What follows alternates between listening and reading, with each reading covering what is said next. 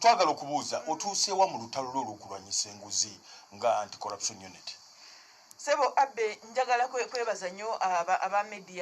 media houses zonna kalisoliso nga mweri CBS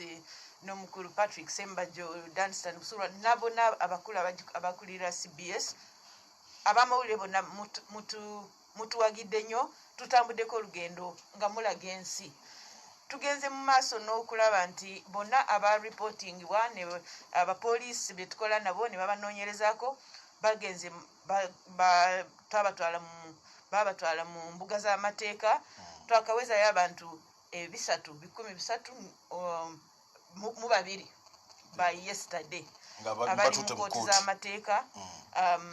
naddala nnyo kooti enkulu eyerwanyisa obulyake n'obuli bw'enguzi gye bayita Anti-Corruption Division of the High Court.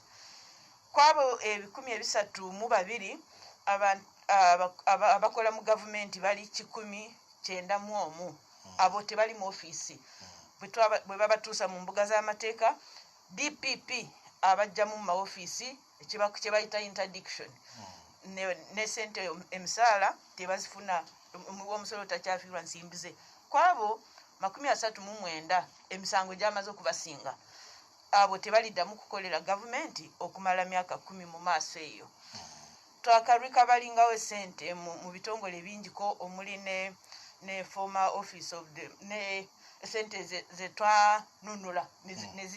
nezibeera mu nsawo ya gavumenti oba mu nsawo ya tukiyita ki housing Ministry of Finance sente zidongo webali nnyo ssebo mu ggwanika ezaddayo mu ggwanika oba ezitaafuluma bwali 8,000 n'obukadde 609 bali aba OPM abasooka covid eri yasooka mwe twatwalira permanent secretary yaliyo ne commissioners babana mu kooti 9,000 bwanunulwa bwe twanoonyereza ku Bukasa Inland Port Project. Abamu works abamu bali bataddemu empewo kanjite empewo awo twanunulayo 3,000 n'obukadde 9 nazo tezaafuluma okuva mu ggwanika ly'eggwanga. Bwe twakwata kwabo abamu ababadde batwala baana baffe mu nsi z'ebweru naddala mu nsi z'Abawalabu waliwo abaali tebakomyangawo basasula abaana abo ate nga bali mu bwetaavu ate ne batatwalibwa. Abo twabanunulamu ne tubaddiza sente zaabwe abaana abo abaali bayita mu 400 baddizibwa sente zaabwe akawumbi kamu n'obukadde obuyita mu 5. Era awo wenyini wenja okwogerera fande nina abawala bana bali stuck in Dubai. They contacted me babatwala babasuula ku street kati bagenze ku embassy ne bawa temporary permit gundo okutambula ne tunoonya tikiti nyezi bazza tetuzirina ojja kunyamba hooking up with somebody mu government bayambe bakomewo tugende mu maaso. Ekyo tubadde tukikola nnyo adde twakakomyawo abaana abawala n'abakazi abayita mu 6 actually bagenda mu 7 be twakakomyawo. So bonna oba ompadde amannya ago ne gye bali tujja kukwatagana bulungi n'aba Ministry of Internal Affairs ne embassies bali mu nsi kyoba naye nga tujja kubayamba. Afande oyogedde ku kulwanyisa enguzi n'aba Office of the Prime Minister ne juzi waliwo bwe watwalayo ekoti nebata ekoti nebata. Actually si juzi babo bennyini benjogeddeko betwanunula sente. So nga Anti-Corruption Unit of State House ekyaffe twakikola okunoonyereza kwali kulungi olw'okuba emiwendo baali bagitadde waggulu nnyo anti njogera ku twabatwala mu mbuga z'amateeka mu mwezi ogwokuna 2020 yes. Kati DPP abeera n'obuyinza yawoza omusango oba n'asalawo n'aguggyayo. Ekyaffe twakikola twanoonyereza emiwendo ne tusanga nga bagiteeka waggulu kye tuyita baali they inflated the prices ne tulaba nga esente bazizza wansi bwe twabatwala mu mbuga z'amateeka. Omusango okumanya gwali mulungi gwali gumazibwa okuteekebwa mu High Court naye DPP constitution emuwa obuyinza okusalawo n'agamba nti nze mbajjeeyo omusango sijja kuddamu sijja kugenda nagwo gwoza Maaso. nga tawadde na nsonga kyagujjire kwanga obuyinza obwo yabuyina so ffe tetulina kwemulugunya nti oba lwaki babajjayo olw'okuba ensimbi ze baali bagenze okubuzaabuza twazinunula era awo wentukira ku bagamba nti ekitongole ekyo kitulidde ebitongole ebirala omanyi abantu batuufu abantu abamu balina obuyinza okugenda mu maaso n'endowooza yaabwe ekitongole kya anti-corruption tax tetuli na kitongole tuli kabondo akayuniti akatonotono president keyateekako kayambe mu kwanguyako okukolagana n'ebitongole byonna ebirala ebiri mu kulwanyisa obulyake n'obuli w'enguzi banguye emisango tukolagana bulungi n'ebitongole ebirala bwe mubadde mutugoberera nnyo ate nziramu okubeebaza mwenna abamawulire ne CBS BBS telefina Ssaabasajja Kabaka awangaale kubanga mutuyambye nnyo tutambudde bulungi nammwe tukolagana bulungi n'ebitongole nga IGG DPP emisango gyaffe gyonna kyova owulira mbagamba nti tetulina kwemulugunya bw'asalawo okugjayo musango tetufaayo olw'okuba gy'amaze okuwoza n'asinga ye mingi so tukolagana n'ebitongole byonna okujjako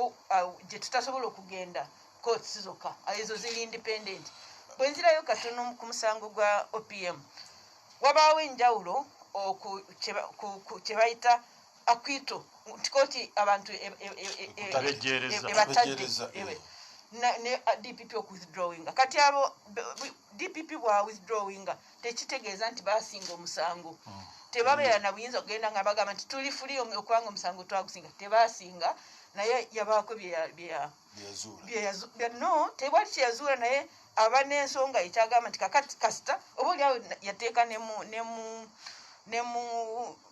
yalowooza nti kasita sente tezagenda twazikwata ne permanent secretary president yamuretiringa in public interest noza yagamba nti katuleme kubaulumya nnyo ekibuuzo wano kibuuzo ekisiza okujja kyakuba nti nobawulidde sente zojje mu bantu bilioni 3 bilioni 9 bilioni kati babuuza gwe nga gwe okozesezza mmeka okujjayo ezo James sente zetukozesa si nnyingi nnyo tuli bakozi abava mu bitongole ebimanyiddwa nze akulira actually sinze nnoonyereza naye ndi w'amagye abanoonyereza be bapoliisi emisaala gyabwe giba mu poliisi emanyiddwa ne lawyers betukola nabo twabajja mu bitongole ebibasasula IGG yatuwaayo lawyers judiciary law and order sector ne batuwaayo so ffe mu anti-corruption unity abakoleramu president yabajja mu bitongole already biri established so tetuyina budget nti eriawo yakunoonyereza okujjako bwe tuba tugenda mu field state house etuwa transport sijagamba nti tutambuza bigere batuwa facilitation bwe tuba bakusulayo waliwo kye bayita subsistence allowance bakubalira ba public service nti ku lengo lyo tujja ku emitwalo 9 enakusuza mu hoteli erina so bwe mba wakuddamu direct nja kugamba nti state house anti-corruption tebeera ne budget eryawo bwe twatotolinze ssente zetukozeseza mu myaka egenda mu 3 akaweza emyaka 2 mu mitwalo 8 tetuweza na miliyoni 2 ate nga toto gye twakarikavalinga eyita mu buwumbi 29 tetunakolesako ne miliyoni 5 ffe kubanga tuli mu bitongole ebitusasula ssente ntonotono tumanyi nti bwe tunalwanyisa obulyake buno oyiro yafejja tujja kuba bagagga ebizibu bino bijja kuggwawo tusasulwe nga bwekisinga tukola oluguudo lw'ennakawuka mu myaka 3 njagala nga tuwumbawumba what's your major accomplishment biki byewenyumirizaamu nti byosobodde okukola mu myaka 3 kitongole kino kisobodde okukola mwami Abe Mukiibi n'abakulu mwenna abali wano ab'ebitone Katonda be yabawale Saalongo ali wano mungambye nti yatufuga era nange nsanyusa okubeera wansi bulijjo Saalongo bw'olaba yenkataji nalabye sayizi n'okusanyuka kuno nendowooza ng'olowooza wakabi mama lwakunda babwendi naye enjala eri kungi omanyi n'abannankoe balina olugero nti ow'enjala omulabira ku mubiri ayolesa mubiri tewaliwo njala kakati mu myaka 3 kyetusooka okwenyumirizaamu mu anti-corruption unity abantu ba bulijjo abantu bona batwesize nnyo public trust egenze waggulu nnyo. Buli lunaku tuba n'emisango egiyita mu 300 buli lunaku ate nga tuli batono nnyo. So nze kyempulira nga tukyenyumirizaamu nnyo be bantu okutwesiga ne baturipotingira emisango ne batuyamba ne tukola wamu abamawulire tutambudde bulungi nabo. So mpulira nti ekitwesiimisa kwe kukwatira wamu n'omuntu wa bulijjo ate mbasaba bagende mu maaso n'okutwesiga n'okukolera wamu naffe. Waliwo kye bayita neighborhood watch simanyi mwami mukiibi gwonnonyamba okuki neighborhood watch okulaba nti woobeera webabaawo ekizibu gosooka okulwanako nakyo n'okireeta mu balina okukwatirako. Ekirala kyetwenyumirizaamu tukolaganye bulungi nnyo n'ebitongole ebirala nga ofisi ya DPP abo abantu 332 DPP ya sanctioning emisango egyo yonna n'agiwoza. So tukolaganye bulungi n'ebitongole ebirala. Auditor General yatuyamba okuprovinga financial loss okutwala mu kooti obujulizi obulaga nti ddala abantu bano bafiiririza gavumenti ensimbi ezenkana bwe ziti kubanga ffe tetulina buyinza obwo okugamba nti esente zino zaali zabbiwa. Auditor General yakikola. PPDA abo abakola ku byokutunda ebintu bya gavumenti be baprovinga fraudulent procurement ng'emmere eyo gye baali bataddemu esente nnyingi. PPDA yabaprovinga mu kooti enkulu nti laba esente zaali zifudde. So ekyo nakyo ffe tulaba nga it's a big achievement okukolaganira awamu n'ebitongole ebirala emisango negitambula ne courts of law court z'amateeka tubeebaza nnyo kubanga emisango gyaffe gyonna bagiwadde priority nga covid-10 najja baali bateekako kye bayita special court sitting nga bagenda mu areas oba mu bitundu mwe twali tukuta abantu twali twakagenda mu districts 29 ng'omugalo tegunnajja. Kooti zaali zitandise okutuula mu locations ezo ne balaba ng'emisango bajanguyako. So twayanirizibwa bulungi mu bantu ba bulijjo ne twanirizibwa bulungi mu bitongole ebirala ne twanirizibwa bulungi ne courts nazo ne zikkiriza emisango gyaffe. Ffe tuwulira nti ekyo kintu kinene nnyo. Kino ekitongole mukiveeko si kya gavumenti buli muntu akyaweereza. Kitongole fufa si kitongole kya gavumenti mukiveeko ekyo mukiveeko. Waliwo abuuzizza wano nti endagiriro kubanga aba district officials kasita bakayanako eyo abakozi nga baba scrappinga ku payroll kati bagatwaga tutuukirira omukyala naye endagiriro ate ababonyabonyezibwa abakozi ba districts abo bo tubayambira ddala kubanga ffe kyetutera okukola obulungi kwe kukwataganira wamu n'ebitongole ebirala ne tulaba nti omuntu wa bulijjo afuna service gy'alina okufuna oba okuyambibwa kwonna mu office za gavumenti. Tulina essimu ezitakyagingibwa toll free line eri 008 08 00 202 500. That is toll free line. Essimu eyo ekola kiro na misana call center yaffe teggalawo ekiro n'emisana ebaawo. Waliwo enamba ya WhatsApp eri 0778 202 500 0778202500. Essimu ezo weeziri za anti-corruption unit tezivaawo kiro na misana.